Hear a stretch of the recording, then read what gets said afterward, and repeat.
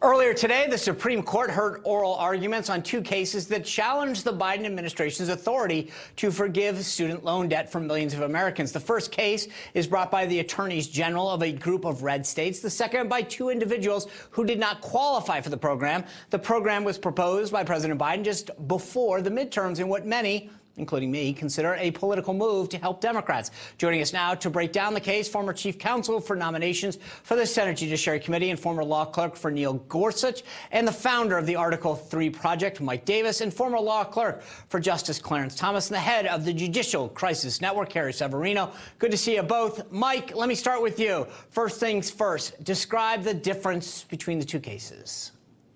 Well, the two cases are going at the same issue, and that is whether President Biden overstepped his authority when he purported to forgive $500 billion in student loan payments for his political supporters, essentially. The HEROES Act of 2003 was passed. It was an update to a 9/11 law that allows the Secretary of Education to make adjustments to student loans so that the borrowers are not put in a worse place because of a war or national emergency. It was targeted to our military service members.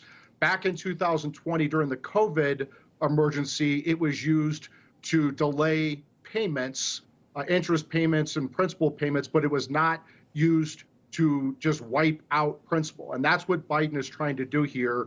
Essentially up to $20,000 for each borrower. He's purporting to use this HEROES Act to write off $20,000, $500 billion worth of debt. And that's just going to push that debt on hardworking Americans, everyday Americans who didn't go to college, who made a decision to go get a real job in the real world and not go to college.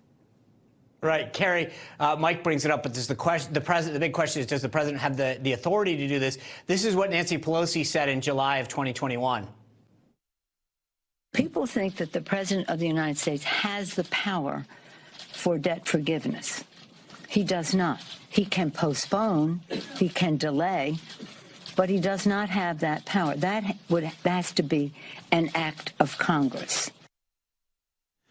So, Carrie, many people thought who were watching the case today that Chief Justice Roberts agreed with that idea that there should have gone through Congress.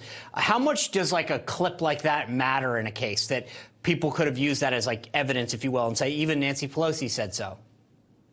Yeah, I mean, it's obviously very damning evidence for the president's assertion, because you have someone, again, who has the same interest in him in providing this relief, who acknowledged he simply doesn't have the authority to do that. And that seems to have early on been the position of the Biden administration until they discovered this old provision. This is starting to sound really familiar, right? The eviction moratorium, same thing. You find some general provision, and then you use COVID as the excuse to shoehorn your favorite policy into it. Same thing with the OSHA vaccine mandates. And the court has gone again and again to shut these things down, saying you can't just mine the U.S. code for loopholes when you want to achieve something and don't have congressional backing. Justice Kavanaugh has made some good points in this point, including pointing out that we have a bad record when we try to take emergencies and then use them as excuses. That has led to things like the Japanese internment camps and the Korematsu decisions, one of the worst decisions, Supreme Court decisions out there.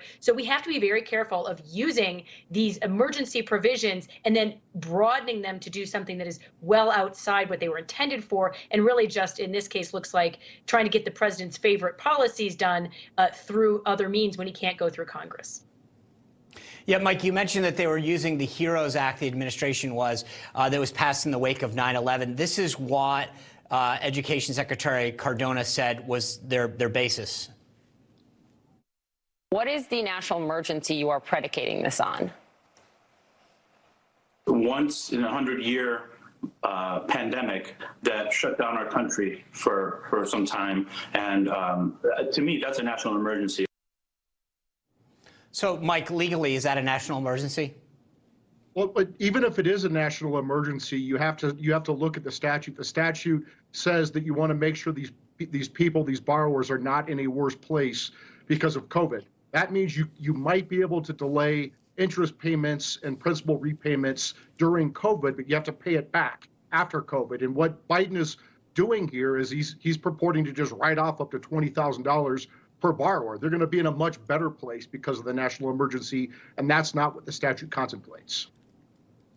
So, Kerry, in the last minute that I have, there's a lot of people that I've talked to said if this gets ruled against the administration, they're just going to come up with a plan B and look for another way to find a regulation to implement this. Is that a possibility, or would it being ruled against prohibit that? Well, it certainly, if the court rules against them, it certainly means that they can't use the HEROES Act. But, you know, there seems to be no end to the limitless creativity of this administration in terms of trying to shoehorn their policies into any existing regulation or statute that they can find. So unfortunately, I think that this doesn't mean that they're going to stop trying, but it would mean, and I think we can be very happy that we do have a court that has a majority of originalist justices who are going to be that backstop when you have an executive that's overreaching its power and threatening the checks and balances the way this administration is.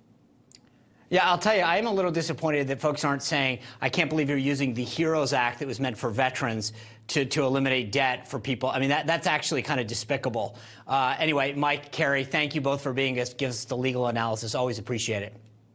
Thanks. Thank you.